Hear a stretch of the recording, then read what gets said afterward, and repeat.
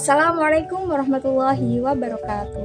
Perkenalkan, nama saya Naimatul Fajriyah dengan NIM 860489234. Saya adalah mahasiswi Universitas Terbuka UPJJ Bandar Lampung, Pokjar, Sekangkung. Kali ini saya akan melakukan kegiatan pengamatan ciri-ciri makhluk hidup yang ada di sekitar lingkungan rumah saya. Adapun tujuan dari kegiatan ini adalah untuk mengetahui ciri-ciri makhluk hidup, baik hewan ataupun tumbuhan yang ada di sekitar lingkungan rumah saya. Alat dan bahan yang saya gunakan diantaranya adalah tabel pengamatan dan juga alat tulis. Selamat menyaksikan. Di sini saya sudah mengamati 10 makhluk hidup di tempat tinggal saya. Ada 5 hewan dan 5 tumbuhan. Di antaranya ada ayam. Ayam menunjukkan semua ciri-ciri makhluk hidup. Ia bernafas menggunakan paru-paru. Ayam juga bergerak dengan berpindah tempat menggunakan kedua kakinya. Ia juga peka terhadap rangsang. Ia dapat merespon bahaya dengan melarikan diri. Ayam membutuhkan makanan dan ia termasuk hewan omnivora. Ayam mengalami tumbuh dan berkembang. Ia mengalami pertumbuhan seiring pertambahan usia dan perkembangan melalui siklus hidup telur, anak ayam, dan ayam dewasa. Selanjutnya ada sapi. Sapi termasuk hewan mamalia. Ia berkembang biak dengan cara melahirkan. Sapi bernafas menggunakan paru-paru. Ia bergerak dengan menggunakan 4 kaki. Ia juga merespons sentuhan, suara, dan bau. Selain itu, sapi juga membutuhkan makanan. Ia termasuk hewan herbivora. Ia tumbuh dan berkembang dengan pertambahan ukuran dan pematangan fungsi tubuh hingga menjadi sapi dewasa. Kemudian ada kambing. Kambing menunjukkan ciri-ciri makhluk hidup, diantaranya ia bernafas menggunakan paru-paru. Kambing bergerak dan berpindah tempat menggunakan 4 kaki. Ia juga responsif terhadap lingkungan. Kambing membutuhkan makan. Ia termasuk hewan herbivora. Ia juga tumbuh dan berkembang yang ditunjukkan dengan peningkatan ukuran tubuh dari anak kambing hingga kambing dewasa. Selanjutnya ada kucing. Kucing termasuk hewan mamalia. Ia bernafas menggunakan paru-paru. Kucing bergerak dan berpindah tempat menggunakan 4 kaki. Ia memiliki indera yang tajam sehingga responsif terhadap lingkungan. Kucing membutuhkan makan. Ia termasuk hewan karnivora. Ia juga tumbuh dan berkembang yang ditunjukkan dengan peningkatan ukuran tubuh dari anak kucing hingga kucing dewasa.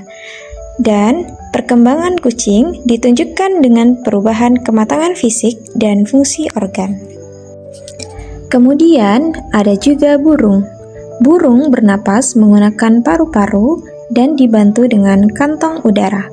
Burung bergerak. Ia terbang menggunakan sayapnya dan juga melompat menggunakan kakinya.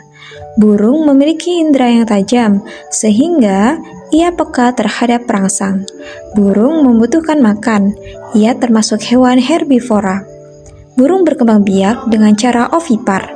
Ia juga tumbuh dari anak hingga dewasa dan berkembang yang ditunjukkan dengan perubahan fungsi dan struktur tubuhnya.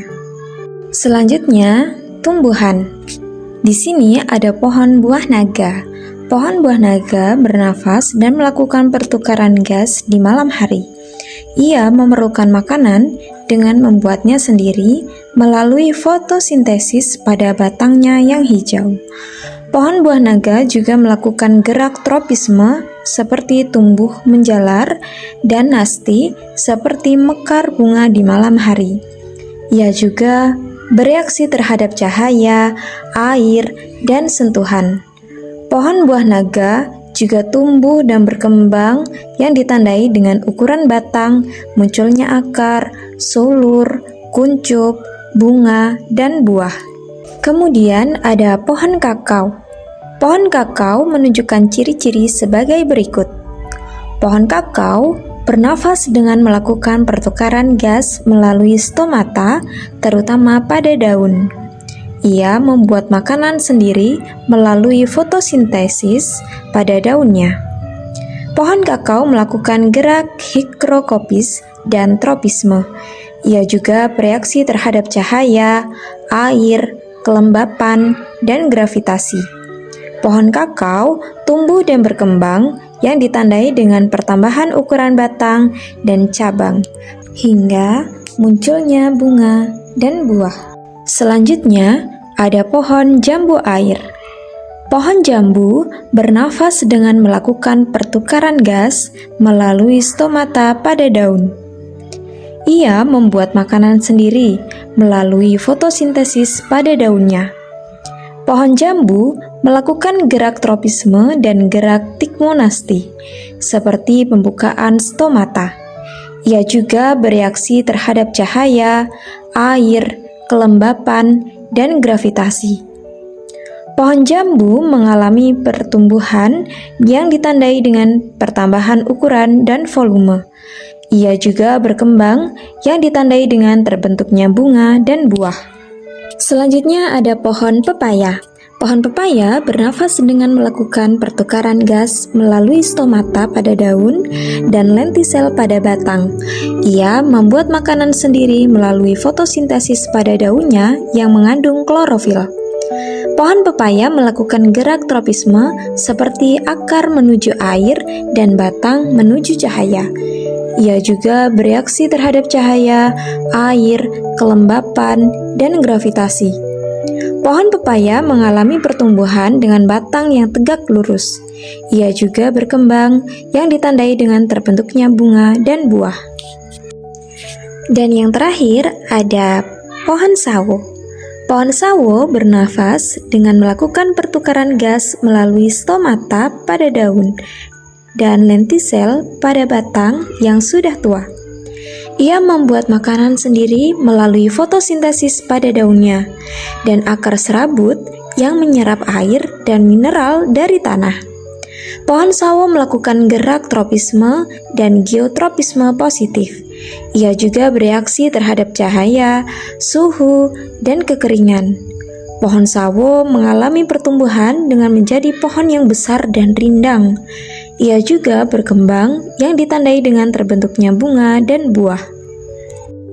Demikianlah hasil pengamatan ciri-ciri makhluk hidup yang saya lakukan.